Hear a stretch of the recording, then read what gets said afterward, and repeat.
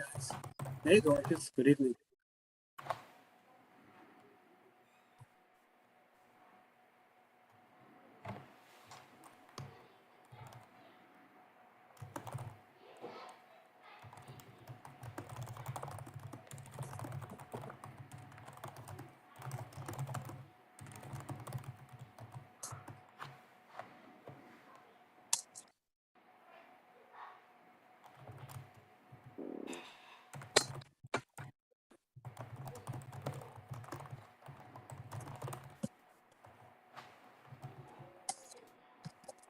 So to everyone in the Zoom room, we were about to let the public into the conversation. So thank you so much for your participation.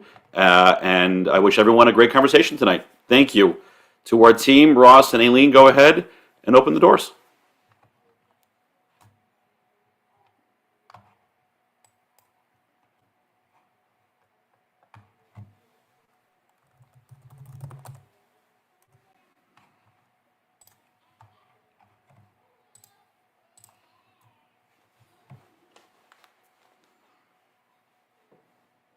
Good evening, everyone. We are going to begin momentarily.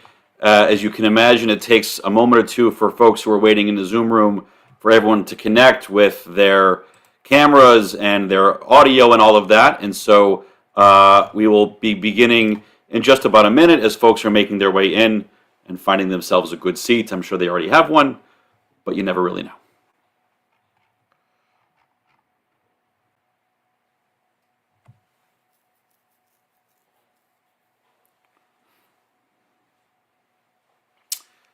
As we begin this evening, we are going to ask those of you who are watching from home to turn your cameras off. It's not because we don't enjoy seeing the company of our friends and neighbors. We do. It's because it will make it easier for us to locate the candidates whom we've all come to see tonight as it's their turn to speak. So please don't think that we are trying to push you away. We just want to make sure that we know where everybody is when it's their time. My name is Rabbi Greg Weissman. I'm one of the rabbis who serve at Temple Beth El in Boca Raton on behalf of the temple, as well as the Jewish Community Relations Council of the Jewish Federation of South Palm Beach County. It is an honor to welcome all of you tonight, both to the members of our public and the Jewish community who are here with us this evening, as well as to those of you who have done the most American of things and put your name forward as a candidate for elected office. It is a great communal responsibility that you all take, and it is a joy to be with all of you this evening. I want to take a moment now to introduce my co-moderators this evening. There's going to be a team of 4 of us who are going to be asking the questions of our candidates.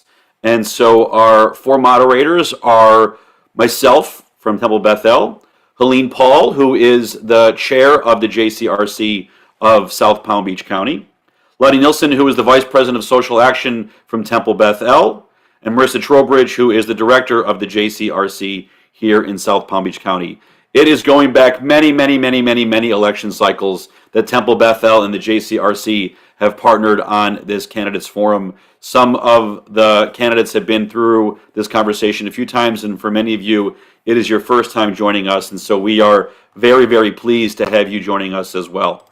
I'm going to make the announcement again for those of you joining us from the community. To the community members who are here, we're asking you to keep your microphones and your cameras off throughout the duration of the program tonight. It's not because we don't want to see you, but just because it will make it easier for us and our team to locate the candidates when it is their time to speak, if we're not looking through hundreds of boxes of Zoom faces to find the folks who are here this evening.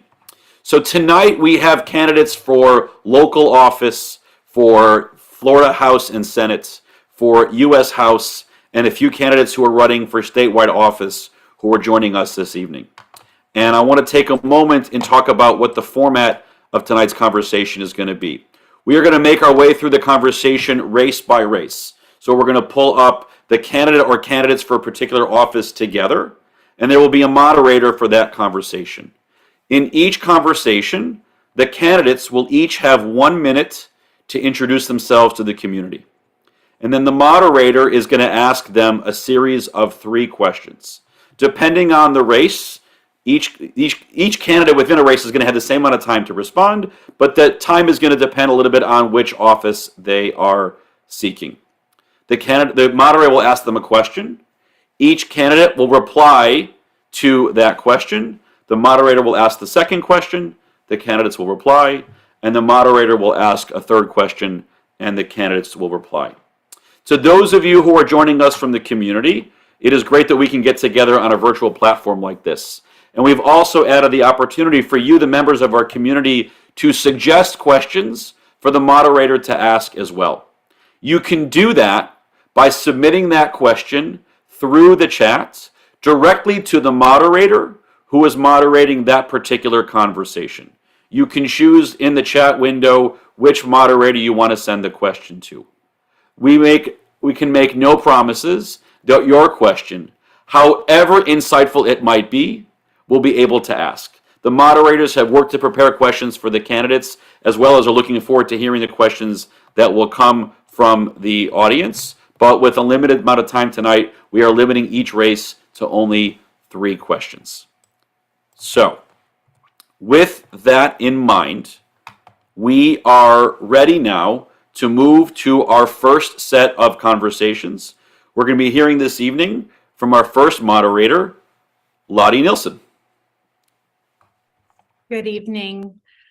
This evening, I'm pleased to welcome U.S. House District 22 candidates, Congresswoman Lois Frankel and Mr. Dan Franzese.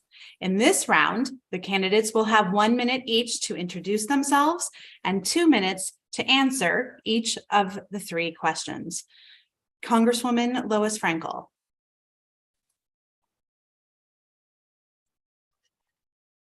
Hi, Representative Frankel. There we go. Hello, everybody. Good to be with all of you tonight. Listen, I think most of you probably know me. I was the mayor of West Palm Beach before I went to Congress. I'm a problem solver. I stand up fiercely for abortion rights, access to abortion, to get those assault weapons off the street, and to combat anti-Semitism. I'm considered one of the leading advocates for the security of Israel in the Congress. But listen, with all that said, people today I know are hurting. A lot of them can't pay their bills, or they're worried about their stock market. But let me just say this: we can play the blame game.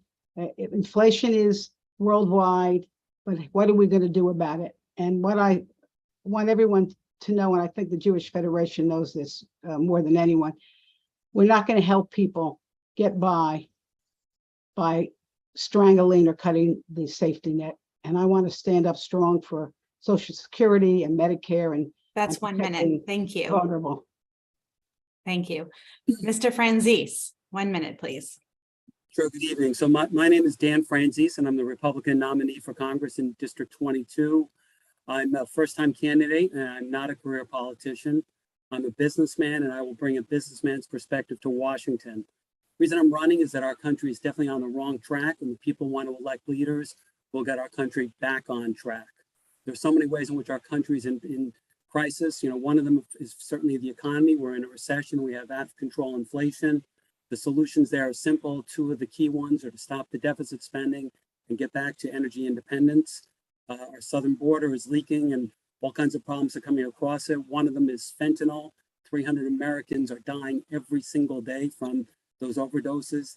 The solution there is also very simple. We need to secure our southern border. Also, we have a crime epidemic in our country. Solution there, also very simple: support law enforcement. I also want to add that I've run as a very strongly pro-Israel candidate, and you can count on me to stand up to all forms of anti-Semitism. Thank you. Thank you.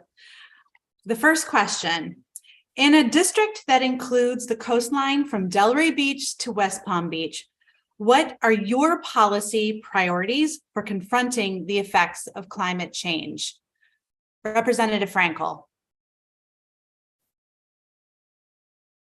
Thank you for that. And I have my 2 young grandchildren live here in Palm Beach County, and I really worry most for them about climate change. I have good news on that, because right before we left to come back to get ready for elections, Democrats passed the largest effort ever to combat climate change and to transition eventually in the next 20 years or so to clean energy. And there's going to be the opportunity for both businesses and for just ordinary individuals to get grants in order to help us fight climate change and make their energy greener and more efficient and less costly. Thank you. Mr. Franzese. Sure. So I've been an environmentalist since before it was cool. In fact, I'm proud to say I participated in the first Earth Day, which I actually had to look up to remember. It was 1970, so I was 8 years old at the time. And ever since then, I've been an advocate for cleaner air and cleaner water, because who doesn't want that? I've also said the sooner we take measures, the less we have to do, and the more, or rather the less that there's going to be a human impact. So I've always been in favor of modernizing our facilities, supporting clean air, supporting clean water, and very importantly in Florida, the key issue here is water. Someone said the other day, you don't have a South Florida if you don't have clean water. And I think there's a lot needs to be done with respect to water in South Florida. I think there's the clear answer is building more infrastructure so we can balance the needs of the farmers upstream, if you will, those of us downstream, and those of us who depend on and need clean water in our state. Thank you. Next, we'll go in the reverse order. Mr. Franzese, I'll ask you first. Medicare, Medicaid, and Social Security are on the minds of many of the voters in your district. What changes, if any, would you like to see to how these programs are administered? It's very important we maintain our social safety net, and I have no plans to cut these. I mean, just speaking for myself, I've been paying into Social Security now for 44 years, and I certainly want my money back, and everybody else does too. And so certainly for people who've been paying in for all their lives and held up their end of the bargain, the government needs to hold up their end of the bargain as well to them. Same thing with Medicare and Medicaid. Going forward, though, we do need to start looking at alternative solutions because it's becoming increasingly expensive. And but rest assured, any changes I would propose would only affect new people and new money that comes in, as opposed to changing the bargain with the existing folks. So rest assured, we will preserve Social Security when I'm in Congress. Thank you. Representative Frankel? Oh, you're muted. So those two programs are probably the most important ever in the history of our country. And in fact, if we didn't have Medicare, so many of our older Americans would be in poverty. So of course, I am a very strong proponent of keeping it secure. I have supported and co-sponsored a bill that will make it more secure over the years, because right now we have people who earn $400,000 are paying in the same like somebody who makes $50,000 or $90,000, and that should change. But Mr. Ferenz, I have watched your videos, and you have called for a quote unquote voluntary social privatization of Social Security. And let me just say that would wreck the system.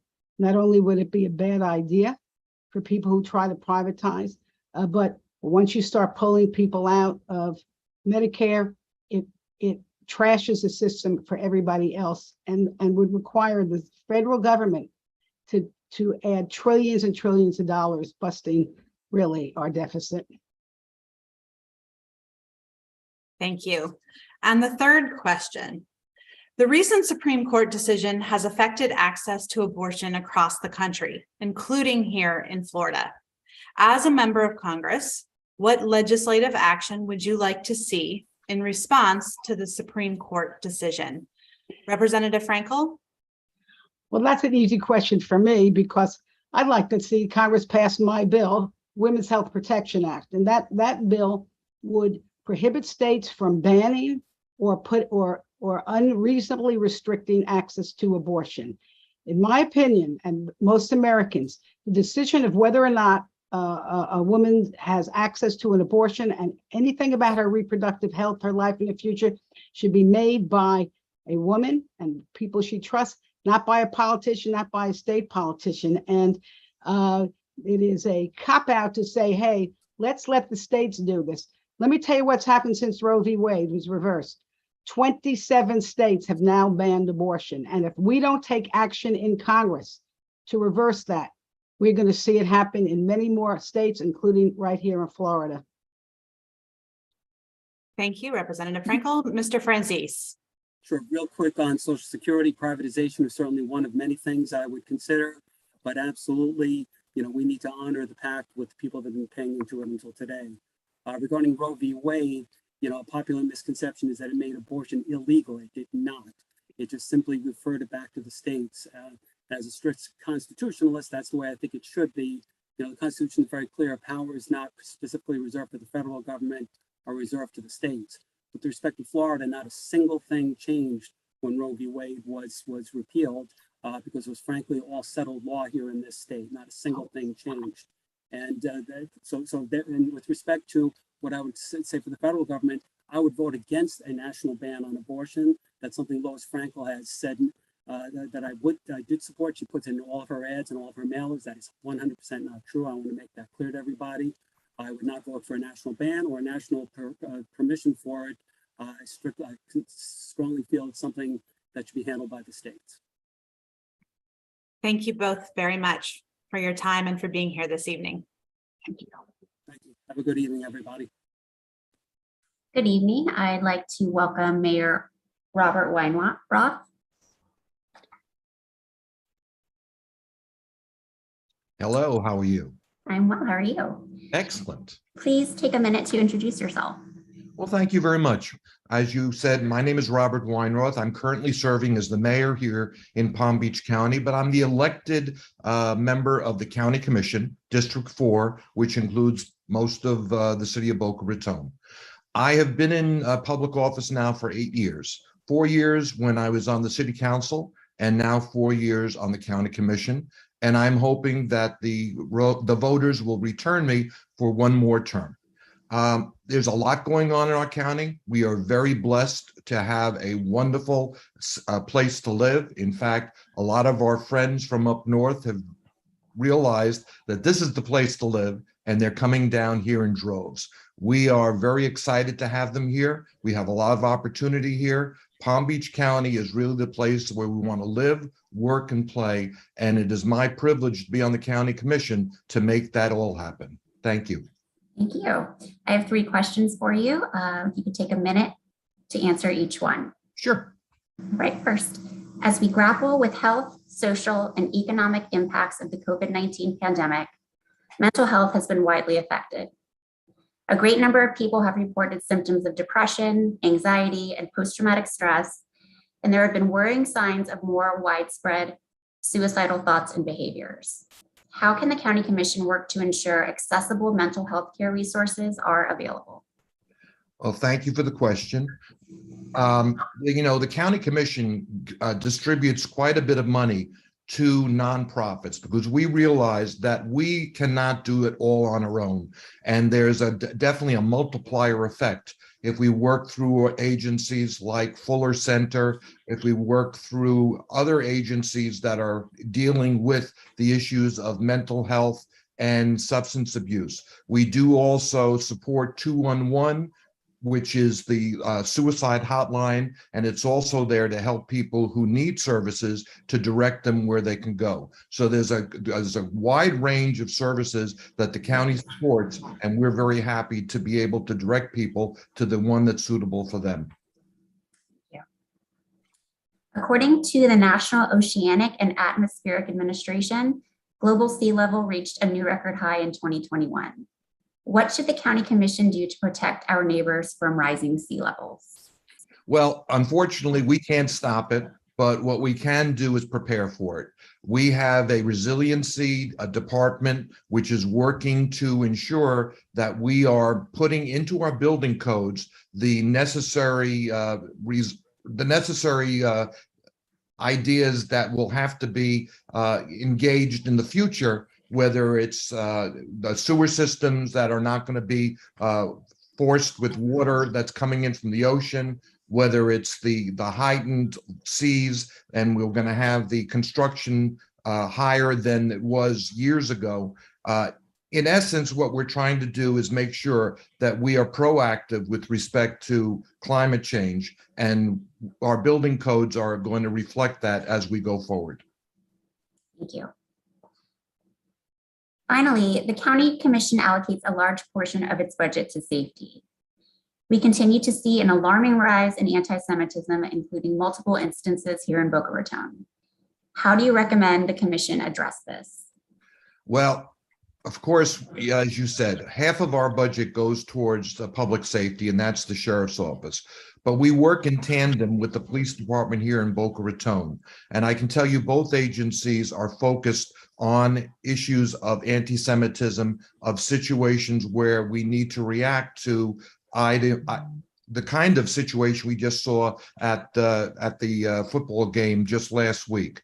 We need to make sure that when we see a problem, we address it quickly. It's like graffiti. If you let it sit there, it's just going to grow. We work with the ADL, we work with the AGC, we work with the synagogues, and we make sure that if there are situations that need to be responded to, we respond to them through those agencies, and also our police departments react quickly and affirmatively. Thank you very much. Thank you for the opportunity to speak to you tonight. I'm pleased to welcome Florida House District 90 candidates, Representative Joe Costello and Mr. Keith Feit. In this round, the candidates will have 1 minute each to introduce themselves and 90 seconds each to answer each of the 3 questions. Representative Costello, please welcome and please begin.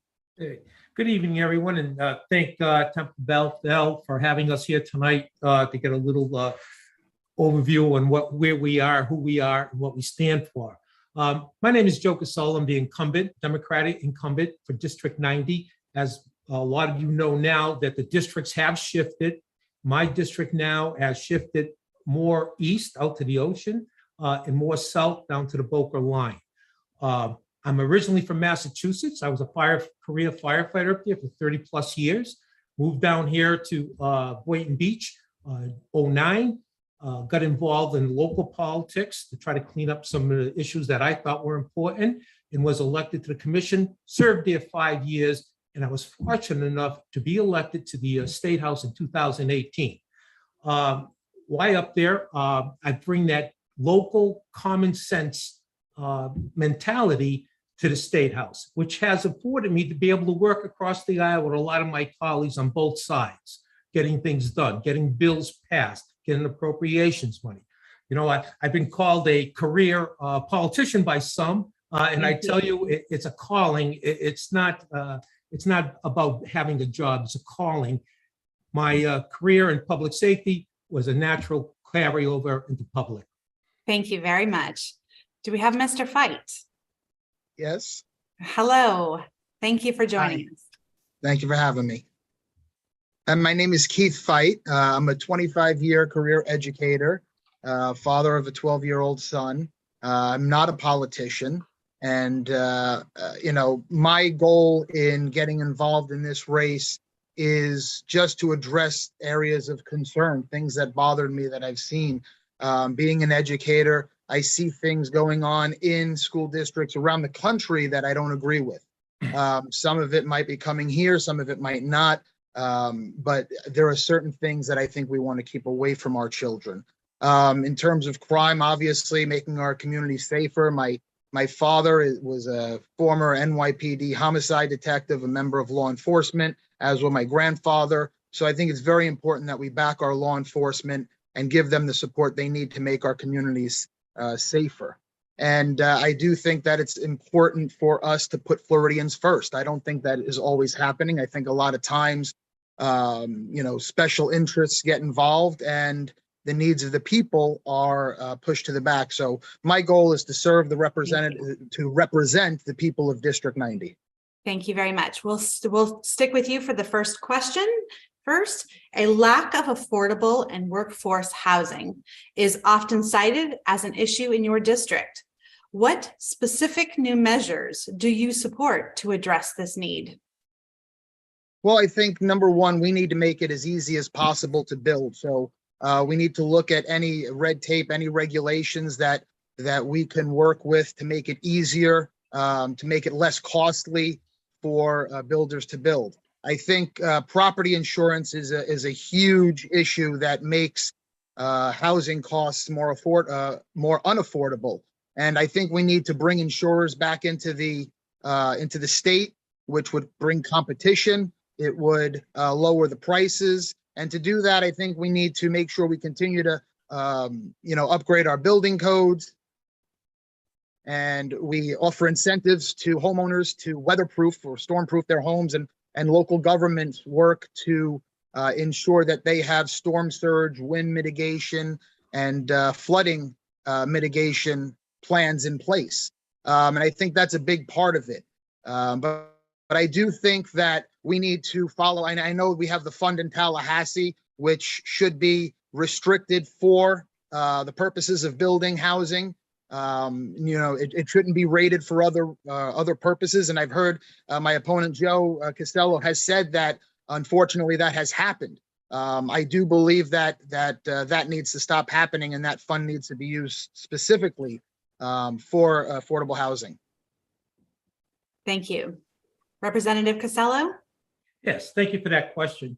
Well, first and foremost, the Sadowski Fund, which is supposed to be used solely for the purpose of affordable housing, is not going to solve the problem. That's not going to go away. We currently have a question on the ballot, a $200 million bond that the county's put out there to help with affordable housing, workforce housing. I hopefully that passes in the next 10 years. That could produce up to 20,000 new units of affordable housing. The other thing that we need to do is going with the developers, make it easier for them, the permitting process. Let's streamline the permitting process. Let's keep those impact fees that they have to pay. We reduced it last year, the impact fees for these developers, down by 50%, I believe it was, to help them do that. Also, infill projects, these commercial, that zone commercial, we got to allow maybe some housing to be put in, some residential housing in these units here. And as we all know, land, they don't make any more land. And maybe these height requirements, more vertical. Those are some of the solutions that I would bring forward. Thank you. Representative Costello, we'll start with you for the next. As Jews, we make up a small fraction of the state of Florida.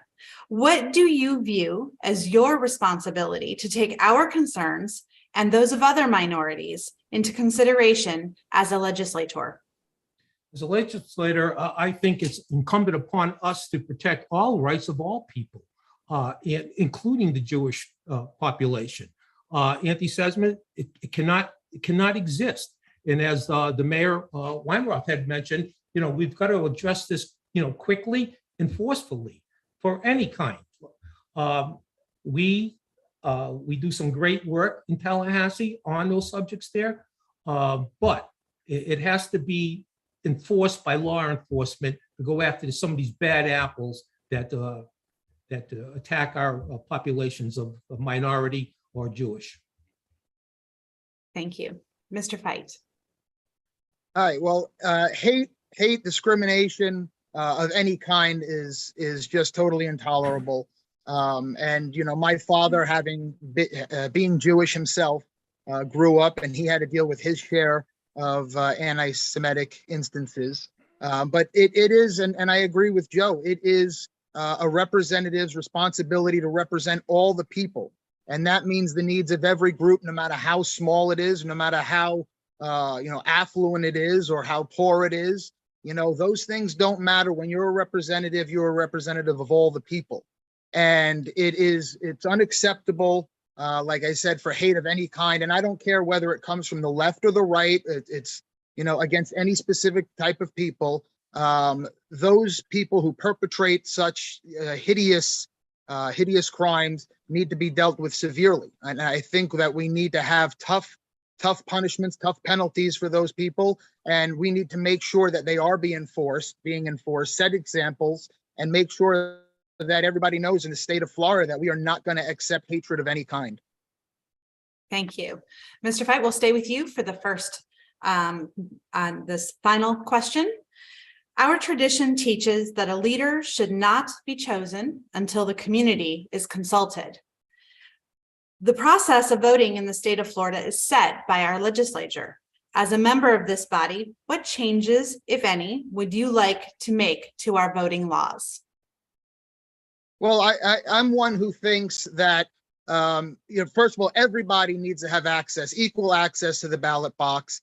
And I know there's different sides, and some sides say that they want to make it harder to cheat, and some sides say that that means making it harder to vote. But I think we need to have secure elections while at the same time making it easier for legal votes to be cast.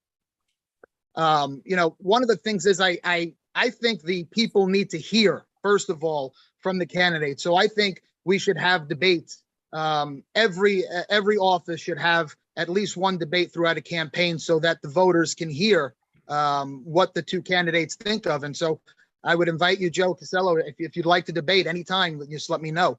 But in terms of election integrity, I think we need to make sure that our drop boxes are secure. I think that we need to make sure that if people are voting by mail, they are doing it the right way. They're following the procedures. I think we need to set the precedent of having deadlines.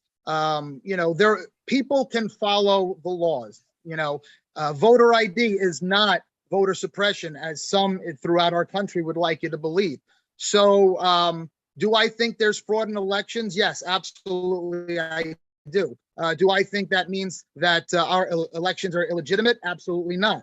And I disagree with so many people who would say that Donald Trump was an illegitimate president or Joe Biden's an illegitimate president. I think we need to really quiet down on that kind of talk while conduct any investigations we have to make sure that our elections are safe, they are secure, and put in place anything we need to make sure that legal votes count and illegal votes don't. Thank you. Thank you very much. Okay, Representative Casello. Well, I'm proud to announce our own governor, Governor DeSantis, says we have the most secure, transparent election in the last election. But yet he formed an election squad of people putting taxpayer dollars, over $12 million to investigate fraud that's happening. First act of business, they arrest 20 felons who were told they could vote. The Republican legislation, they moved our drop boxes, made them more secure, intimidating people. They changed the rules after it's been said that we had the most transparent and secure election in Florida's history. We've had supervisor of elections come up in Tallahassee and testify in front of our committees, both Republican and Democrat, that says this is unnecessary. It's only going to put a more burden on the supervisor of elections in all the communities, all 67 counties. It can't be. My theory goes back to my common sense approach. If it's not broken, let's not fix it. If it's not broken, let's not fix it. And by the governor's own words, said it wasn't broken, it worked just the way it was supposed to work. And that's what I'd like to go on. Thank you. Thank you both. Thank you.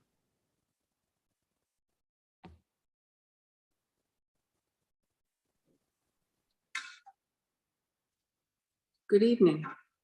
I am here to welcome Mr. Andy Thompson, running for the Florida House District 91.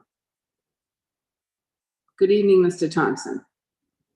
Hey, everybody, I'm Andy Thompson. I'm running for the District 91 in the Florida House of Representatives. That's the parts of the Florida House that cover City of Boca, West Boca, and Highland Beach. I've had the privilege of serving the last 4 years on the City Council, representing the entire city of Boca Raton. And my roots run deep in this community. My parents met here at what was then the brand new Florida Atlantic University in 1967, met in the library, fell in love, got married, and I am the result. So I am a product of our Boca Raton area. And I live here now with my 5 children. They're ages 10, 8, 6, 3, and 1. So I have a great deal invested in our community. I want my children to grow up safely here, to get good jobs here, to thrive here. And leading the way and making sure that happens is our Florida legislature, our state lawmakers. So I'd like to continue to represent our area, the city of Boca Raton, in the Florida House of Representatives. Thank you. You'll have 90 seconds to answer each question. So following this election, the current vote by mail requests will no longer be valid. How will you ensure vulnerable populations in our community continue to have access to vote with ease? I think that was one of the changes to our voting rules that really was a mistake. There is absolutely nothing wrong with people voting by mail. In fact, both parties voted by mail for many, many election cycles prior to 2020. It was only in 2020 that somehow voting by mail somehow became an issue and the subject of scrutiny, and that was a mistake. I think folks should be able to vote by mail. My mother, for example, has voted by mail. She's homebound. She's voted by mail for many years. And now what's required is that she has to actively and affirmatively seek a new ballot each election cycle. That is unnecessary. Folks who vote by mail and have traditionally voted by mail should be able to continue to vote by mail. And I want to make sure that they do. So I'm going to make sure that we do outreach to our vulnerable communities so that they know that they have to actively seek to have a ballot sent to them. Sometimes that may involve sending mailings to communities that are homebound. Sometimes that may be increasing the kinds of outreach we do online to folks so that they know that they have to actively seek these things. I'm a fan of voting by mail. I still vote by mail. I used to vote in person, but during COVID, I asked for a ballot by mail. I got it, and I like doing it that way. It gives people plenty of time. They sort through the candidates, do some research on their own. It's the way that things should be done. And so I will do whatever I can to make sure that folks know that they can continue to vote by mail and that they have the access to vote by mail. Thank you. The next question. With Florida's aging population, what is your position on making healthcare more accessible and affordable as their costs continue to rise? That is one of the most critical issues we are facing as our population in our state continues to age. I guess we all are aging, but as long as the average age in our state continues to rise, we need to make sure that our healthcare system is such that people can continue to get the healthcare that they need, that they can get the kinds of care that they desperately need. And one of the things that we can do on that front is expanding Medicaid. This goes back several years now, back to the Obamacare times when the state of Florida and all states actually were given the chance to expand Medicaid, meaning make healthcare available to those who are, earning a lower income. If we were to expand that, it would entitle us at the state to greater benefits under our federal healthcare system. The state of Florida never did it. That was a major problem. What ended up happening was Florida's tax dollars, which were going to the federal government already, to allow for this Medicaid expansion, we ended up saying no, declined to be able to cover more people. And what ends up happening then is that more folks have to rely on emergency care, going to the emergency room to get their basic healthcare needs met. That is backwards. We need to make sure that folks have preventative care. It saves money for the state long-term if we expand Medicaid. So the number one thing that we can do to make healthcare more affordable and accessible is expanding Medicaid. Thank you. Final question. How do you think you can affect change to keep our students and teachers safe? That's an incredibly important question. All of these questions have been. I have 5 children. 3 of them are in the school system. I know very, very well how important it is to make sure that our students and teachers are safe. There's a couple of things that we can do. The first is we need to make sure that we expand background checks so that guns don't end up in the hands of people who are dangerous at the outset and who should never have them. Second thing we can do is make sure that we expand our red flag laws. There was a few years ago after the Parkland shooting, we created in Florida a system of red flag laws, which meant that the state could take away temporarily the firearms that were held in the hands of people who have exhibited a danger to themselves or other people. And in fact, I think a couple of the people who are on this call tonight, it may have been Representative Casello and Senator Berman, had asked and proposed to expand the red flag laws, because the way that stands now, it has to be law enforcement that has the right to seek to remove firearms from the possession of people who pose a danger. But that's not oftentimes the people who actually know that a danger has been posed. It's oftentimes family members who would know that. We need to be expanding our red flag laws to make sure that the family members have the access to do that kind of measure. Last thing I say is we need to ban any kind of assault weapon. These are weapons of war. They have no business in our state. I like to have those things eliminated from our state. That way we are keeping our teachers safe, our students safe, and everybody in our state safe. Thank you for being here this evening. Thank you. Pleased to invite up the candidates for our next conversation. These will be candidates who are running for House District 92, Ms. Dorcas Hernandez and Representative Kelly Skidmore. Ms. Hernandez, I'm going to invite you to introduce yourself first, so please turn your microphone. Go ahead and say hello. You have 1 minute. Good evening, everyone. I'm Dorcas Hernandez. I'm a candidate for running for State House Representative District 92. I'm a small business owner, entrepreneur. I was born and raised in Peru, and I became a U.S. citizen in 2019. Now I'm running for the State House as a candidate, and I have very strong relationship with Standing with Israel and caring for our Jewish community in our county. Thank you. Representative Skidmore, your introduction, please.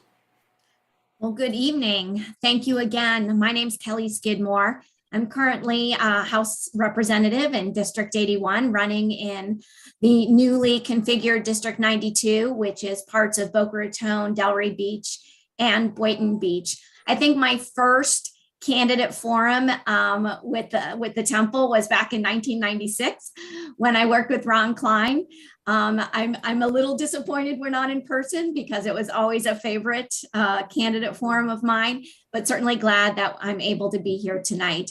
I served previously from 2006 to 2010, and I have served the last 2 years. Prior to that, I spent 10 years as a legislative aide in the House and Senate. I care deeply about the legislative process. I have an enormous amount of respect and admiration for all of my colleagues who serve. And my motto has always been, if you don't care who gets the credit, you can get anything you want done, which is why I am able to pass legislation, why I am able to bring home appropriations, because I enjoy working with everyone and solving problems. I have priorities that I'll like to tell you about. Very good. So, Representative, the first question is going to be to pose to both of you, but I invite you to reply first. You have 90 seconds to reply. Many people know that South Florida and the South Palm Beach County community in particular has a significant Jewish population. And over the last couple of years, for a whole bunch of reasons, even more members of the Jewish community have relocated to this area. At the same time, we know that housing costs, in particular homeowners insurance costs, have been rising, with the declining availability of homeowners and property insurance happening at the same time. What can the Florida legislature do about this, and what would you do as a member of that body? Representative, you can answer first, please. Thank you for the question. I don't think the Florida legislature can solve this problem because it hasn't. It has tried and it has failed on a number of occasions. My solution goes back 20 some years, and that is a national catastrophic risk pool. I know Senator Rubio said during the debate that the last thing you want is the federal government solving this problem, but I disagree vehemently. We know that the National Flood Program spreads the risk and reduces the cost. And that's what we need to do with our property insurance for catastrophic events. And I've heard the question, well, why would North Dakota or South Dakota, states like that, want to participate? We need to start with the state of Florida and bring together the big states in a compact, because when a catastrophe hits, the federal government comes in. And if you think North and South Dakotans are not paying for that, you're wrong. They are, but they're paying for that reactively instead of proactively. So my solution is what we have not vetted fully, and what we need to do is we need to move to a national catastrophic risk pool. Thank you. Ms. Hernandez, your answer, please. Well, I would like to address this issue. We know and we're very aware there is a crisis. I hear it every day. Since campaign trail, I had the greatest time meeting my neighbors and the constituents here in our district. And one of the main worrying and issue is the crisis that we have in housing, affordable housing. And unfortunately, we as not only residents, but Floridians, I would like to give me the opportunity to bring new leadership to Tallahassee, to be the new voice for the people, to allow me not to fix every single problem. As we heard, it is going to be impossible, but we can bring new solutions together. We can bring already something that is in the house, and we can work together to assure that all our residents, every neighbor, have a quality of life, the best quality that we can offer. And we all together, we can help one another, serve one another, and bring the solutions to the problems.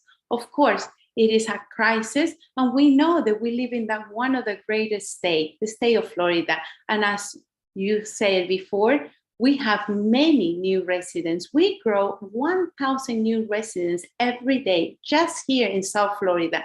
So it's going to continue to be a crisis, a problem. However, I would like to step in this new leadership to bring solution to our problem, and together just have the offices open. We have a town house that we can bring to the table all the different problems that we're having, and at the same time work together, all together with the builders, with the state. We can come with solution, and I'm very confident that we will work together. All things we can bring to our solutions to our problems. Thank you. Thank you. So our second question has to do with the rise of two issues that are concerning to the Jewish community. One is the rise of anti-Semitism, and one is the rise in incidents of gun violence. We've experienced gun violence in our state. We were all familiar with the tragedy at Stoneman Douglas High School a few years ago. Just this past weekend, we marked the 4th anniversary of the shooting at the Tree of Life Synagogue in Pittsburgh. And those are issues that are of deep concern to the Jewish community. So as a state legislator, what would you do to reduce the risk of gun violence, specifically to our minority communities here in the States? Representative Skidmore, or excuse me, Ms. Hernandez, you can answer first this question. Thank you. Well, we condemn any violence, and we condemn any anti-Semitism going around our district. And I personally understand what it's been to be a victim. I grew up in Peru, where communism and socialism was very strong. We have a home invasion by 5 heavy armed gentlemen that were at the time terrorists looking to kill my father. So I understand very firsthand how it's been to be persecuted just because we have a faith or different opinion, and they want to take that away from us. So I will stand with the security in our whole state, in our whole district, in our schools, in our community, in our synagogues, in our church, because we cannot have violence. Number one, we have to make sure that we have a message where we all are equal with individual rights, with quality, with love, with care, with kindness. At the same time, we will not be part of the violence that goes around. Sadly, I have learned how difficult it is for our community just to get around and just being on guard, just to make sure nothing is happening, nobody is following them, nobody's gonna bring a hurt, a harm. And that's something that is very hurtful to hear that's going on in our district. I would like to all our community bring together and make sure that we have safe community, back up our blue, make sure that our sheriff are being taken care. As they are taking care of us, we need to take care of them. Our first responders, we need to train, we need to bring a good, safe environment to our families. Thank you. Representative Skidmore, the same question to you. 90 seconds, please. Thank you for the question. It is something that is on the minds of many families. I recall being at the movie theater with my daughter when suddenly the lights came on inside the theater and she stood up to walk out, and I pulled her down and put her on the floor because I had a concern that something terrible could happen. That has not changed. We live in fear because we do not have sensible gun laws in the state of Florida. Sensible gun laws. I reiterate what Andy Thompson said. They are AR-15s, assault weapons. Those are military equipment that should not be in the hands of civilians. That's the first thing. The second thing is I will fight tooth and nail to prevent the Republican leadership from moving to an open carry permitless situation in the state of Florida. There is no such thing as more good guys with guns when you have no idea which one is the good guy and which one is the bad guy, because everybody has a gun. And the third thing is I did sponsor the expansion of the red flag laws, and I will do that again and again and again, because it is true. Families are the first ones to know when there is a problem. I have an employee, I'm the CEO of the Palm Beach County Medical Society. One of my employees was endangered by her husband and almost killed. All of his weapons were taken, and he had many. That is an excellent law, and it's been used more than 5,000 times. We need to expand it to allow individual family members to petition the court in order to take those weapons away from people who would do us and them harm. Thank you. Last question. We'll begin with you, Representative Skidmore. What is your opinion on the role that the Florida legislature should have on setting educational policy for school districts, public school districts around the state? Representative Skidmore, your question is to you first. Thank you so much. And thank you again for letting us be here tonight. It's been such a joy. So first, let me just say that the Republicans have been in charge of all government in the state of Florida for more than 25 years. So if there's something going on, the Department of Education has been run by Republicans. So they have had every chance to fix whatever those problems are. So the new going after school boards and school board members and creating this myth that CRT is being taught in Palm Beach County and creating this myth that there is a gender identity being taught in our preschool and kindergarten classes. That is all a cultural war fantasy that is not in existence. Yes, do we need to have strong, superb educational opportunities for all our children? You bet we do. But over the years, we have undermined public education. I am a product of public education. I grew up in Broward County. And I went to Deerfield Elementary, Deerfield Middle, and Deerfield High. So I am a huge supporter. But what we are doing is undermining our public education and our public school system by funding vouchers and funding other types of public education gone private. And we need to go back to the basics. Public education is the great equalizer of all people, of all colors, of all races. And so with the Republicans being in charge all of this time, it seems a little disingenuous that it's suddenly a problem. Thank you. Ms. Hernandez, your question. The question to you. Your answer, please. Oh, that's very interesting. It's the school system and the education, it have to be quality of education where our children can be in a safe environment. They can go and learn the basic of ABC, reading, maths, and all the civics. We need to go back to start learning all the history of that great nation of the United States, our lovely nation. One thing that I have learned, and it's very difficult for me to understand as we walk and sat with many of our neighbors, rabbis, and the Jewish community, is to learn that it's hard for them to have a school choice, and they cannot purchase a land or property because they cannot have the permit of that to build a synagogue or a school.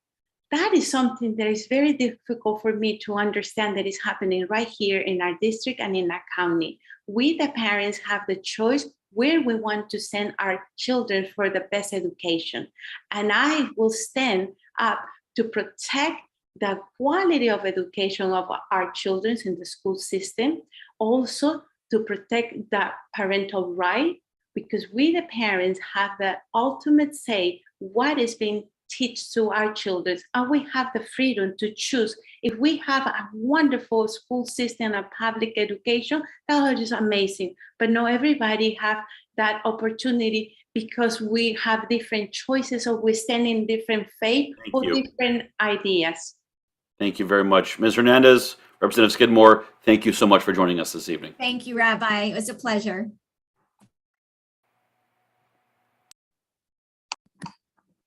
I would like to welcome Senator Lori Berman and Mr. Steve Byers.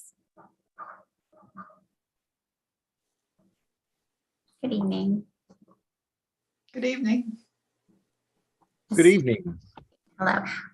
Senator Berman, would you please take 1 minute to introduce yourself? Yes, thank you for hosting us this evening. I know many of you, most of you know, I've been very active in the Jewish community. I've served on the Women's Division Board. I've been a member of B'nai Torah for 30 years. I've been a founding trustee of Women's Division. I've even been on the JCRC for a little bit. And I've been a state representative for 8 years, and I had the pleasure of being a state senator for 4 years, and I'm running again. I've been very active in the Jewish caucus in Tallahassee, and I want to talk a little bit about that because of where we are. I am extraordinarily troubled by what I have seen this last few days taking place in Jacksonville. We saw at the game last night, somebody put a sign up that said Kanye was right about the Jews, and they also posted it in downtown Jacksonville. And also on the highway, on the overpass to I-95, they put up signs that said, "End Jewish supremacy in America, honk if you know it is the Jews." It's really troubling to see what's going on. I have been extraordinarily involved I've brought bills for the ADL to try and strengthen our hate crimes law. And I'm going to continue to advocate for that, as well as advocating for education, environment, and healthcare. And I'll talk a little bit more, hopefully, about those things because I think my time is up. Thank you. Thank you. Mr. Byers, 1 minute, please. Hello, yes, my name's Steve Byers, and I'm new to the political scene here, but I think I can make a great impact and represent the people in a wonderful way. I'm a serial entrepreneur. A lot of people might think that's tongue-in-cheek, but actually I've just done probably about half a dozen businesses that have risen to a level of excellence in many ways. You can read about them on my website, but from computer engineering to aviation to real estate to beekeeping, and right now the hardest pursuit of myself is public insurance adjusting, which I think is very relevant in today's time. And I really do care about the Jewish community. I think it's a travesty that people blame the Jews or have some anti-Semitism about that. I always loved them, love the nation, and love the history. And so I'm really delighted to be here today. Thank you. Thank you. You each have 90 seconds to answer these questions. Our first question. In 2020, the Claims Conference released the U.S. Millennial Holocaust Knowledge and Awareness Survey, which highlighted a disturbing lack of knowledge about the Holocaust among this demographic. Do you believe Florida's current Holocaust education mandate should be strengthened? Why or why not? We'll start with you, Mr. Byers. Well, I like the year 2020. That's when the Abraham Accord was signed, and it was a great move forward for the Jewish nation, for the Israeli people. And with regards to the Holocaust, we need to really not wipe that history out. We need to know that that was a horrible time in the world's history. And we also should know that America stood up against that and helped resolve that situation on the globe. And I'm a proponent of that. For whatever we can do to support the Jewish nation and to support our Jewish communities and make them safe.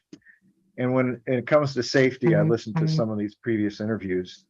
And my idea is, when I was in the education business, one of my pursuits, the Jewish daycare centers were the most secure. Security guards walking around everywhere.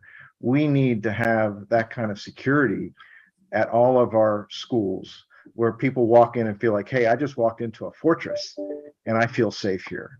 And so that's what I think we need to do. Thank you. Senator Berman? Thank you for that question. I'd like to take it back to the actual question, which is, do we feel that our Holocaust education here in the state of Florida is appropriate? So this issue arose because of what happened at Spanish River High School several years ago, where we had a principal who said he wasn't going to teach the Holocaust because there were people who claimed it didn't happen. And as a result of that, we passed a bill, which my colleague who's on tonight, Senator Tina Polsky, was the big proponent for. And we did improve our Holocaust education. But since that, and I'm really happy to say that bill did pass, and we did that. But since that time, unfortunately, the Republican-dominated legislature passed the anti-CRT bill, the Stop Woke Act, which also said that you can't make anyone feel uncomfortable. And that's a problem about teaching the Holocaust. Obviously, people should feel uncomfortable when we learn about the Holocaust.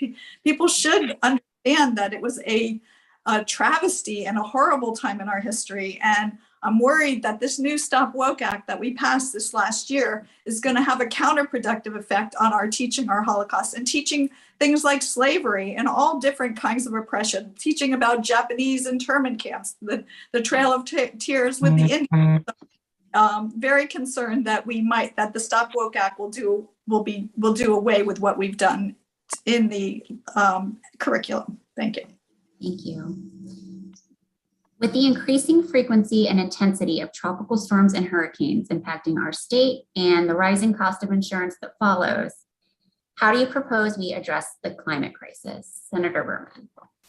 Thank you for that question. I have brought bills the last several years saying that Florida needs to address the climate crisis by figuring out, like many other states have done, and making a goal that in a certain amount of years, we will be carbon neutral. It's great in the legislature that we talk about resiliency and what we're going to do when there's flooding, but we've got to start to address the underlying problem, which is climate change. And you don't hear that word too often in Tallahassee. Instead, you hear resiliency and how great we're going to be on resiliency. But my bill addresses the underlying cause. We need to address what's happening with carbon. Great article in today's New York Times today from Brett Stevens, who didn't believe that climate change was happening. And then he has changed his whole position, went to Greenland, saw what's happening. So I really think we need to set goals for ourselves and say, we're going to meet these goals about carbon emissions. Thank you. Mr. Byers? Yeah, I'm not part of the climate change cult. And I just say it that clearly because it is a belief. My beliefs are firmly founded that God's controls the boundaries of our oceans, and there's nothing that we can do to affect it or change it. If there's an act of God that's going to create a tidal wave to take out a coastline, it's not because of global warming or something that we did or a carbon count that we kept track of over the years. So I don't really feel that the government should be looked to for every problem in the world, and particularly something that we can't control. You know, when God decides to do something and he wants to flood the world, he floods the world, and he has his way out for those who love him. So it's important that we love him and that we put our hope and faith in him.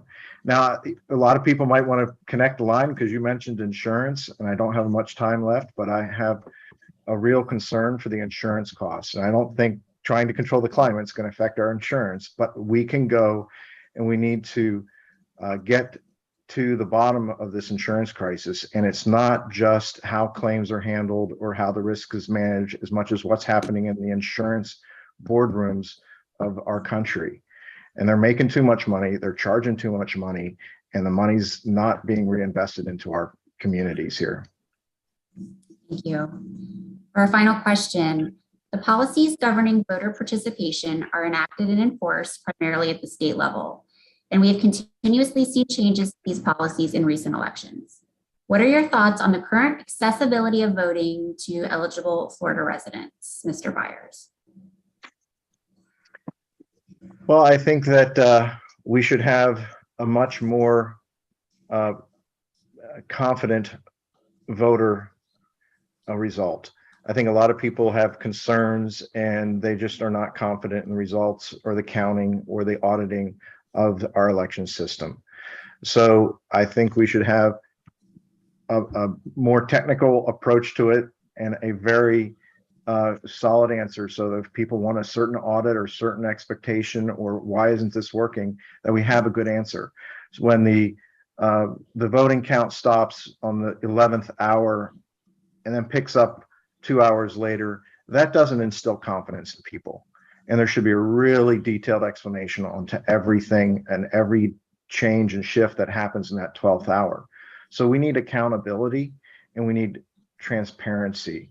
And as a computer guy, it's completely accomplishable. If we have to go to the blockchain, voter ID, we just have to look at this as like, this is as important as our bank accounts.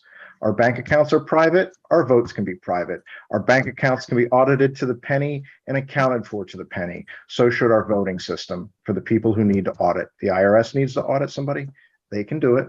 Why can't any other level of government be able to be that transparent and that thorough? Thank you. Senator Berman?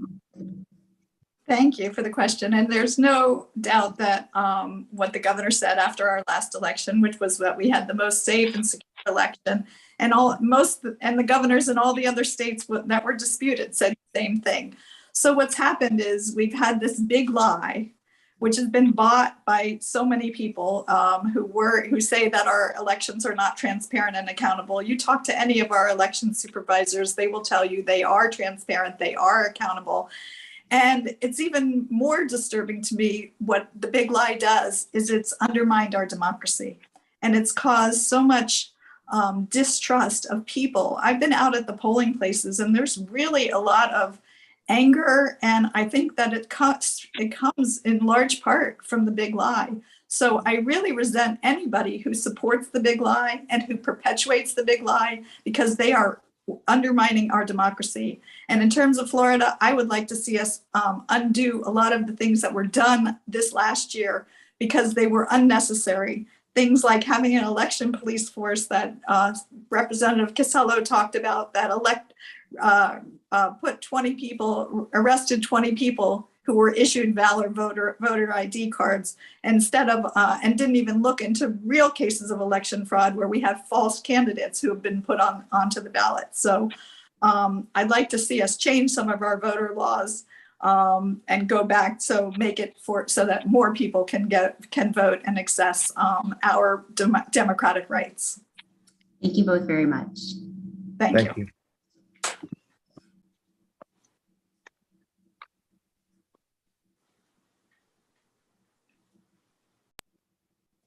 Welcome, Senator Tina Polsky. Thank you, Helene. Happy to be here. Please take a minute to introduce yourself to anyone that might not know you. Thank you. I have been a state representative for 2 years and a state senator for the last 2 years. I'm very proud to have Temple Bethel in my district. And it is also in my future redistricting district, which has moved me further south. And I will hopefully, after Election Day, represent the southern part of Boca, east to west, and northwest Broward. I do have some of those areas now, but it's kind of expanded further south. I am a lawyer by practice. I practice in New York, and when I moved to Florida 17 years ago, I became a certified mediator. So I do that along with being a state senator now. And I'm very proud to be a member of the Anti-Defamation League board.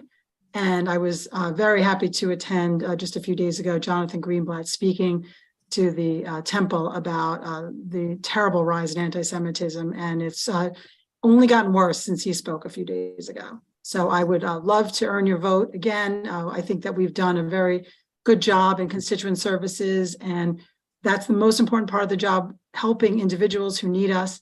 And then all the stuff in Tallahassee is a little bit extra that we do. So, I think that we've been there for the community during the very difficult times, COVID, unemployment, et cetera. And I hope to be able to continue to represent this area. Thank you. I'll ask you 3 questions. Please take about 90 seconds to answer each one. In the aftermath of a storm like Hurricane Ian, what can you do in your position to help the victims that have been denied aid?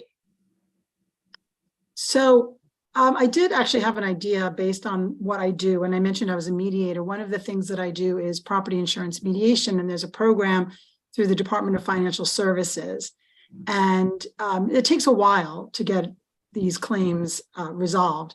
So I actually spoke to some of the folks in the department right after the storm to suggest that we set up centers in Southwest Florida where an individual can go, have their day assigned to them, and the insurance company is there, and their attorney or their public adjuster is there if they have one, and there's a mediator there. And we just kind of cycle through them. They don't take that long normally. And I've done this before during the foreclosure crisis about 10 years ago. So I think that we need to have a more hands-on approach, because if we just leave it to the litigation system, it's going to take too long. So I think it would be important to get the government involved in trying to resolve these issues. And I think there will be a lot, because I already am hearing rumblings that the insurance companies are not going to cover floods, and there's going to be dispute as to whether the flooding that was in the homes is caused by wind damage or water damage, meaning floods.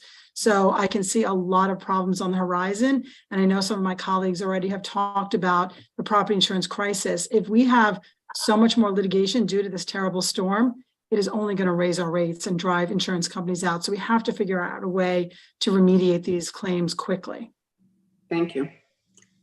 How can you continue to educate your constituents and colleagues that disagreeing with some of Israel's governmental policies differs from denying Israel's right to exist and is used to justify their anti-Semitic rhetoric? I think it's just standing up for our beliefs and our rights and, our Jewish values. I personally take it upon myself to do a lot of writing and posting about this. I recently wrote an editorial that was published in the Sun Sentinel about anti-Semitism. It's interesting. I got a lot of backlash because some folks kind of start talking about whataboutism and then anti-Semitism on the left and college campuses versus anti-Semitism on the right and the violence that it spews. So it's very important that we as Jews and as elected leaders continue to speak up and educate, as you said, everyone about this. We had an incident at FSU just a few years ago where the student government president said anti-Semitic things about Israel. And we as a Jewish caucus wrote a letter, and I know ADL was working with FSU, and we tried to insert ourselves and stand up for the rights of Jews and against anti-Semitism and anti-Zionism. So we just take every opportunity we can. There's very few of us in Tallahassee, but we make sure that our voices are heard and we continually speak out, because really, especially in the minority party, that's most of what we can do is just continue to speak out and educate. Thank you. With the daily reports of the mental health crisis in our country, what initiatives and funding would you support? So unfortunately, I think we increase our mental health funding each year, but never enough. And it's never taken as seriously as it should. There are some bills that would help that have been proposed, but have just never been heard by the Republican leadership, such as parity in insurance for mental health. So the amount that you get for your, say, physical illnesses is not equal to what you get for mental illnesses. And it's important that insurance companies cover mental health the same way that they cover other diseases. So that's one way that we can approach it. I personally have fought for appropriations for the Falk Center in Boca Raton, which last year got vetoed by the governor, but this year we fought it and we got it through. And the Falk Center, which is a free mental health counseling service in Boca, received great funding from the state. I got $600,000 for Eagles Haven, which is a crisis center that was set up after Parkland. And the federal government funded that for 3 years because of the tragedy, but that money was running out. So that was one of my absolute top priorities in appropriations this year, so that we can keep Eagles Haven going. And they've played a very important role, especially during the trial, for the families and the victims. So we do individual projects like that. We work with a lot of charitable organizations, getting them money, getting them exposure, helping them with legislation. But also the state government needs to step up and spend more. And Medicaid expansion would go a long way, because those folks who do not have health insurance cannot afford mental health counseling. So they deserve it just as much as everyone else. So I think it's important that we make sure everyone has health care. It's a right, not a privilege, and mental health care is equally important to physical health care. Thank you very much. Thank you for being here this evening. Thank you for having me.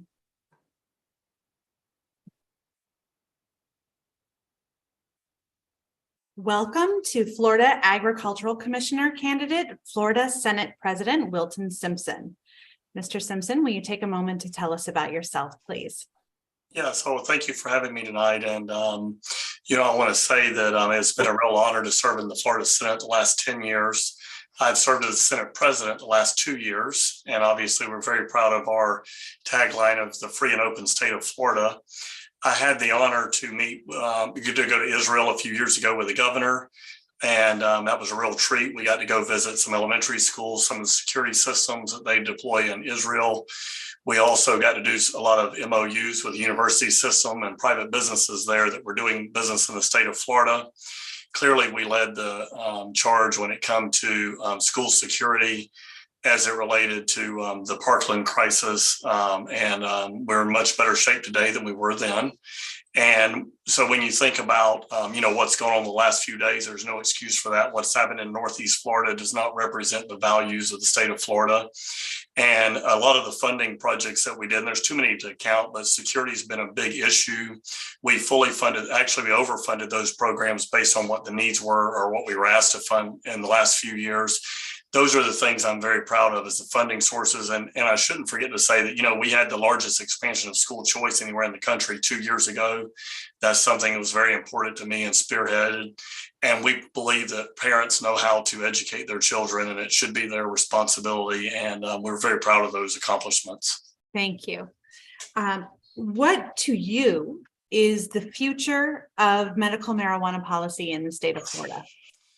I think that, I prime co-sponsored the Charlotte's Web bill that was done 4, 5, 6 years ago before the constitutional amendment. I thought that was appropriate for the state of Florida. There was a lot of benefits. Some of the medicines where children and young adults would have 400 or 500 seizures a day could be taken down to, just a couple.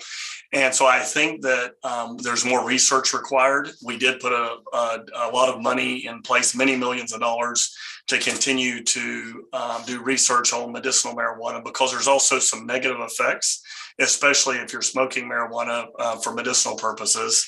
And so I think there's got to be a lot more research done. I do think that there are some values with marijuana that is helpful medically, but I think that we need to treat it like any other medicine. The regulatory structure, the way we sell it.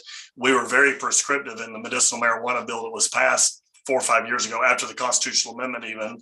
And so I think it's very important that we treat it like a medicine, that this is not just a charade where we say, oh, well, we have medicinal marijuana and then wink and everybody gets for adult use. And so I think it's very important that we continue to educate our population. It's very important that we continue to study the effects of medicinal marijuana. And I think it's very important that we treat it like a medicine and not, an adult substance. Thank you. There have been calls to move Florida's concealed carry licensing program from the Florida Department of Agriculture and Consumer Services, the FDAC, to another agency. Do you support such a move, or do you think that the FDAC should continue running the program? I think the Department of Agriculture has done a good job running the program. I think it fits very nicely with the other consumer services that the department does. I'm looking forward to having a robust program. And so I think it fits very nicely where it's at. I think the department there's a law enforcement designation that the department doesn't have on a federal level now. So some of the background information has to be disseminated by the FDLE. And I think we're going to work very closely with our federal partners to try to get the Department of Agriculture in the state of Florida with that program, so that we can have direct conversations with folks that have the background screenings where they do not qualify for concealed carry. Thank you. And finally, my final question for you. The state of Florida and several local Florida governments have enacted laws or resolutions that either prohibit or condemn businesses that support or participate in the boycott, divestment, and sanctions, or BDS movement, targeted against the state of Israel. Some organizations have claimed these laws violate free speech. What is your view of BDS laws, and regulations that combat BDS? Well, that's a great question. I helped spearhead the state of Florida's law that we did a few years ago. I think Unilever, Ben and Jerry's, and groups like that was anti-Israel and anti-Semitic type organizations. We do not want their business here in the state of Florida. I fully support making sure that anywhere we find, anti-Semitism, that we get rid of it in the state of Florida, including in our businesses. And so obviously, along with the educational opportunities we provided a few years ago in the state of Florida, I fully support the BDS program and make sure that we are ridding ourselves of those type of organizations. Thank you very much. Thank you. Thank you for having me.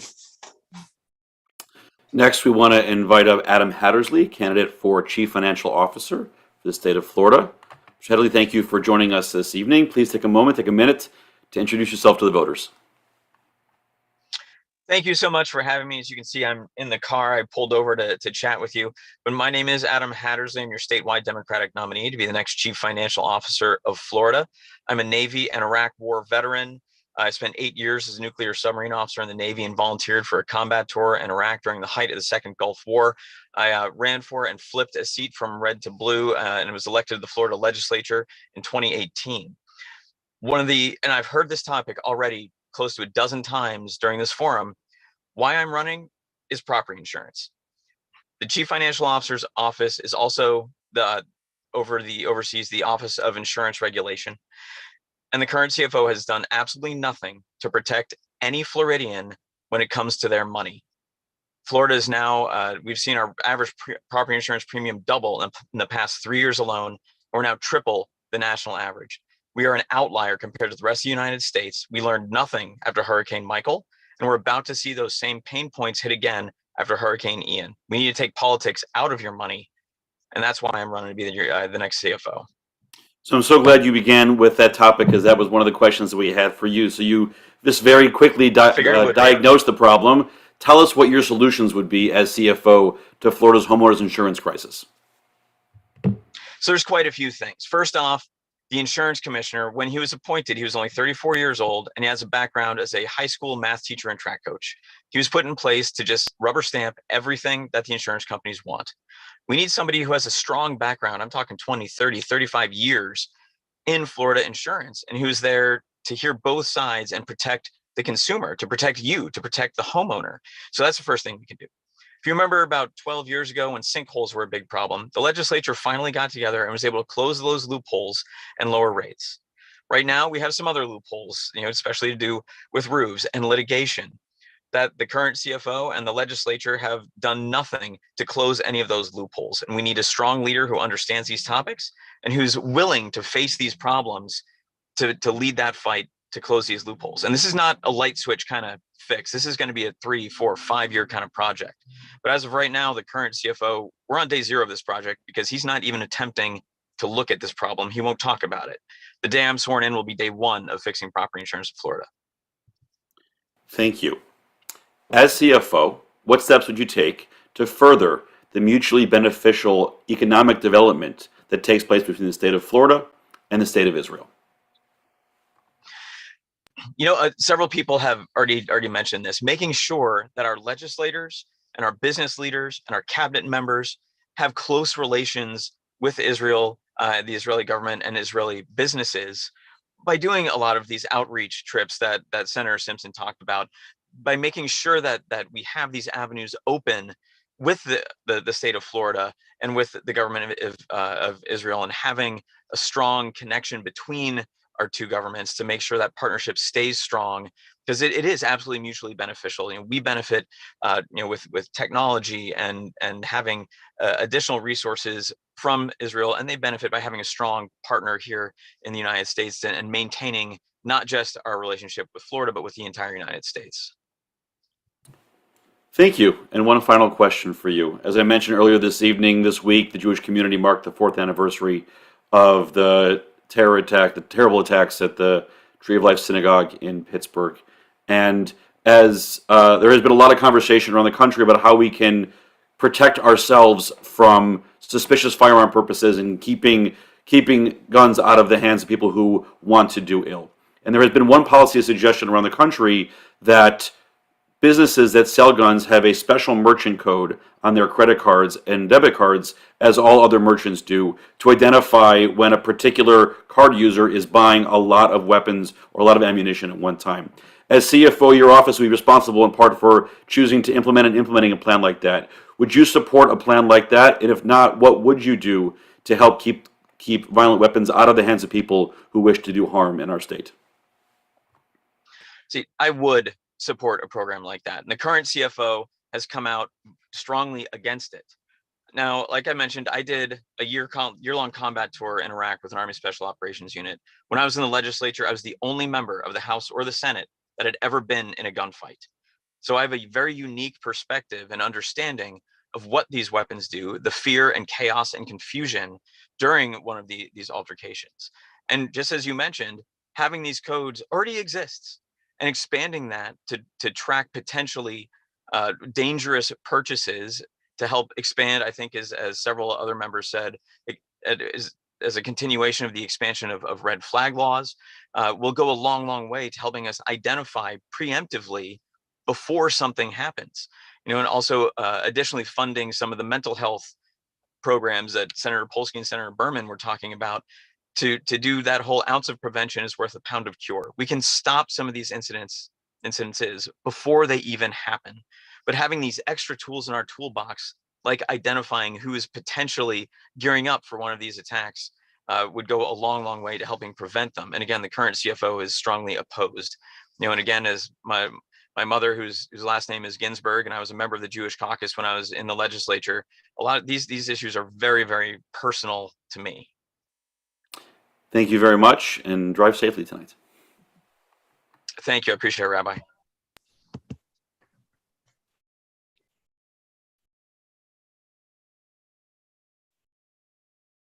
I would like to welcome candidate for Florida Attorney General, Aramis Ayala. Hello. Hi, good evening. How are you? I'm well. Please take 1 minute to introduce yourself. All right, good evening. Thank you for having me. I appreciate this forum and appreciate an opportunity to speak. My name is Aramis Ayala. I am the Democratic nominee for Attorney General. I am running because Florida needs a representative. The job of the Attorney General is to be an advocate, and that's what I've always been. Unfortunately, we don't have an advocate who will protect us and fight for our constitutional rights, who will give us real public safety and fight for an economy. I served as the elected state attorney fighting for criminal justice reform and certainly public safety. I was strong on reform, leading the state. I never compromised public safety with gun crimes, domestic violence, and all violent crime. I'm looking to elevate that to the state level and ensure that we have a real representative as the next Attorney General. What steps would you take to combat abuse and fraud in the insurance and long-term care sectors? So it's first of all, the one of the most important things that we have to do is understand that the Attorney General's office engages in oversight. And one of the goals that I've set is to open up a labor unit. And in that labor unit, we will have a receptacle of complaints from all of the nursing facilities, all the hospitals. What we saw was exposed during COVID. We know that it just, the wool came, like the hood came off. We know that it has been happening and it is going to continue to happen until we have someone fully committed to receiving the complaints and a plan upon attacking those complaints, being willing to litigate and to sue those who engage in poor practices that harm people and that expose us to both the fraud as well as the damages. You have too many people who are working multiple hours that harms people, as well as large corporations and individuals. And if we're not taking them both as the same, then we're missing the step and we have to do it collaboratively. So it would be an entire unit devoted to just the fraudulent related to employees and corporations. Thank you. What do you see currently as the main threats to church-state separation in Florida? Well, a lot of it has to do with people thinking that we don't have a separation of church and state. You know, in addition to me being a former elected state attorney, I'm currently a professor in the legal studies department at University of Central Florida. And I always teach my students that there's the Constitution that tells the government what they should do and the Bill of Rights, which tells the people what they should be free from. So when you're talking about the Constitution, it lays out a very clear separation of church and state. And when we have leaders who forget and think that their particular religion is supreme, they're opening up the door to something they really don't want. So it is important for the Attorney General to understand that we have to have a very clear separation of church and state. And at any time when there is legislation that violates that very clear constitutional provision, that she objects to it as a result of it being unconstitutional. And when the Attorney General objects to something as unconstitutional, the law has to be passed by the governor with his own pockets. I will never, ever use funds from the state of Florida in the legal department to litigate or to support unconstitutional legislation, for example, that which violates the separation of church and state. Thank you. Finally, what is your opinion on the recently enacted Florida ban on most abortions after 15 weeks? I am outraged. I'm sorry. That was second part. In the wake of the overturning of Roe versus Wade by the U.S. Supreme Court, how might you go about protecting or reversing existing state law in Florida? So I'm outraged. We have come so far as women, as, human beings, to take a step backwards. I'm the mother of 2 daughters.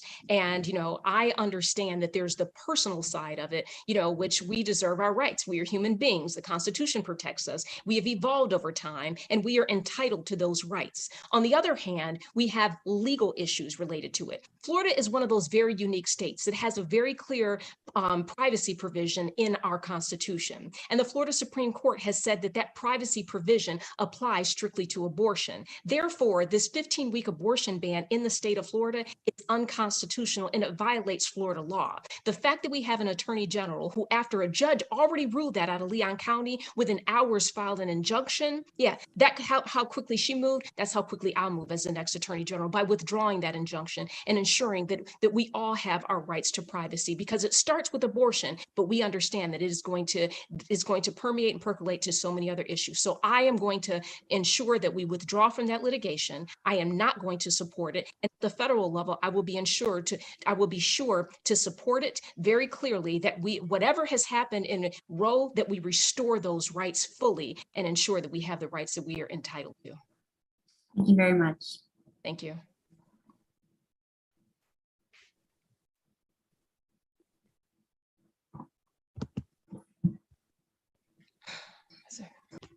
Welcome.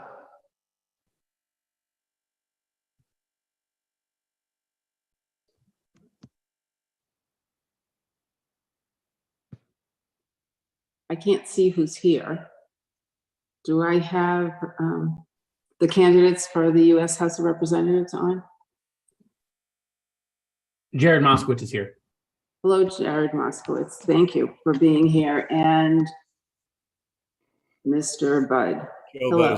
Well, okay, so I'll give you each a minute, please, to introduce yourselves, and then you will have 2 minutes to answer a few questions. So Representative Moskowitz, welcome. Sure, thank you. Good evening to everyone. And before I begin, I just want to take a moment to acknowledge that we're going through a time where there's a lot of anti-Semitism right now. We're seeing that in Florida and around the country. And so I just wanted to bring that up to begin. I'm Jared Moskowitz. I'm running for District 23. I'm the Democratic nominee. I've been a city commissioner, a county commissioner, a state representative, the director of emergency management appointed by a governor of the opposite party. I was in charge of the first 18 months of COVID. And I also passed a bipartisan gun legislation bill that raised the age to 21, mandated 3-day waiting periods, and instituted red flag laws. And so I'm running because all of these issues, including democracy, is on the line, a woman's right to choose, the economy, and I'm best suited to go to Congress. Thank you. Thank you, Mr. Moskowitz. Mr. Budd. Yeah, hello. Thank you for having me. Joe Budd. I'm a financial advisor. I've been in Boca Raton since 1993. Have about $100 million under management. I think that says that people trust me. I've been married for 37 years, 3 children, a school teacher, a pastor, and a manager of a Sherwin-Williams store, and I have an 8-year-old grandson as well. I'm very active in my community church, Crossbridge Church in West Boca, for 29 years here. Been the chairman of the finance committee That church is debt-free with a lot of the help and guidance that I'd have advised it in over the years. I am a deacon there. I serve as a deacon, and I'm a Sunday school teacher as well. So that gives you a little bit about me and what I've been doing here in Boca Raton for the last 29 years. Thank you. Representative Moskowitz, I'll ask you the first question. Please take a couple of minutes. Do you believe that denying our democratic principles has emboldened the bad actors to carry out anti-Semitic attacks such as the ones we saw in Jacksonville? You're mute. You're mute. So the short answer to that is yes. Not just embolden them. It's then the silence that happens after these events happen. I mean, look what happened in Jacksonville. Look at the Kanye situation. I mean, in the political sphere, there is so much silence over that. And why does it take corporations to lead on this issue rather than seeing our political leaders come forward? Here's what I would say. If there are any Nazis or anti-Semites or white nationals thinking of voting for me in order to help me win, I don't want their vote. I'd rather lose than get their vote. And so I think we got to be strong, but we got to also be unified. And so this has to be a bipartisan issue. But yes, there's no doubt that social media and the Trump wing of the Republican Party has given comfort to anti-Semites to make them feel comfortable that this is a free speech issue. I'm sorry, being a Nazi, in my opinion, is not a constitutional right. Thank you. Mr. Budd? Yeah, along those same lines, when we have congresswomen that are leading the charge on this, both sides of the aisle, we could call out Marjorie Taylor Greene for attending white nationalist conferences. We can call out Rashid Tlaib and Ilhan Omar for the things that anti-Semitism, things that they've said in the past. That's very important. I think one of the things I just said to you, I'm a deacon and a Sunday school teacher. Genesis chapter 12, verses 1-3 say, those who bless Israel will be blessed, and those who curse Israel will be cursed.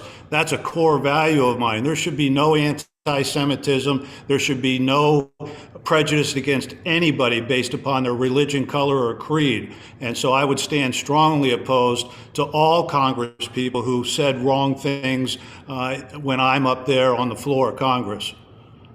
Thank you.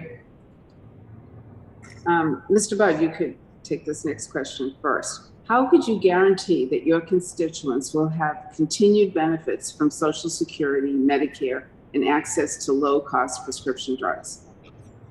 Well, as you know, I was the first person back in 2010 to run against Representative Ted Deutsch. He's been a man of character and integrity. We don't always agree on his positions and things like that. But back then, I had proposed that Social Security get indexed to the census every 10 years and stop making it a political football. So we can have cost of living increases, but we also need to have age adjustments. Now, we don't adjust somebody's age at the age of 65 when they're ready to start collecting and pull the rug out from underneath them. But let's say we go back to people who are 45 or 50 years old and younger. We put in a new law, and every 10 years that we see an adjustment of how long people are living, that same adjustment, 60% of it gets moved forward till you can start qualifying for Social Security is one of the ways to beef up that plan. Thank you. Representative Moskowitz? Yeah, thank you. So the simple answer to that is I will not vote for any cuts to Social Security or Medicare. I will fight against Rick Scott's plan to do so. But I do think for people who currently are nowhere near collecting Social Security or nowhere near getting Medicare, people who are younger, I think raising the age for them is appropriate. I don't want to raise the age for people who are about to come into Social Security, into Medicare. They have been expecting that. So to raise the age for them now, I think is completely unfair. This is a promise that was made to them by the government. But for people who are 25, people who are 30, people who are 35, I think raising the age, starting younger, so they can get used to the fact that they're not going to get it at the same age as maybe their parents or their grandparents got it. So thank you. Thank you. Last and final question. The Federal Reserve policy is to raise interest rates to slow down our economy. Do you support this policy? Representative Moskowitz. So I support the policy up to a point. I think the Fed now is starting to go too far. This idea that we're going to have to drive up unemployment by raising interest rates. The inflation is not going to be fixed just by raising interest rates. We have supply chain issues that got exacerbated during COVID. We don't make anything here anymore. I know that because I was in charge of COVID.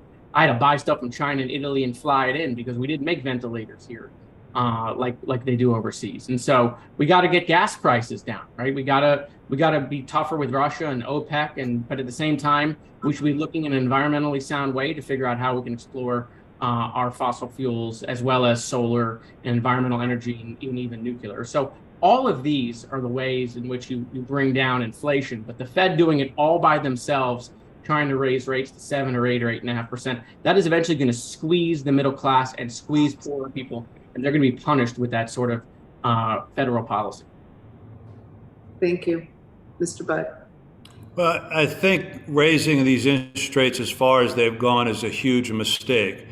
The Biden administration would rather damage the economy and slow down demand. Prices go based upon supply and demand. It's just the old common economic sense, supply and demand. If there's no supply and there's too much demand, prices go up. And the problem we have in the United States of America right now is we don't have our own production. We need to increase production. That starts, number one, with drilling of oil. We have the world's largest reserves of oil and gas. We can drill and harvest that oil on a more environmentally safe manner than any other country in the world. So it starts there. But we need to increase supply, increase production, bring manufacturing back home. We shouldn't be relying on China for all the manufacturing, for what Jared mentioned, the PPE materials and things like that. We need to have that production here in the United States. It's very important. We don't produce enough. We need to increase production, and that will lower prices. That will affect inflation without hurting people. Thank you both. Thank you for having us. Thank you. And that will conclude our program tonight. I want to thank all of the candidates who have taken time out of their busy campaign schedules to join us this evening. I want to thank my fellow moderators for their wisdom and insight this evening. But most importantly, I want to thank all of you, our engaged fellow citizens, for taking the time this evening to hear from our candidates. And over these next 9 days, as you make your plan, please make a plan to vote. If you have your vote by mail ballot in hand, please make a plan on how you're going to return it, either through the Postal Service or by dropping it at one of the secure collection boxes at an early voting site. If you plan to vote early, please know you can go to any one of the early voting sites around the county to vote. And we're the only county in the entire country that offers the option to make an appointment to vote early, so you can skip the line and go right into the polling place when you arrive. And if you plan to vote on Election Day on November 18th, please know where your polling place is, because you need to vote there and only there on Election Day. To everyone with us this evening, to our team who helped make this night possible, our technology team and our facilities and maintenance team and our communications team, thank you to everyone at Temple Beth El. Thank you to the team at the Jewish Community Relations Council, and thank you to everyone. Have a great evening. It's November 8th. Yes, November 8th, Tuesday, November 8th.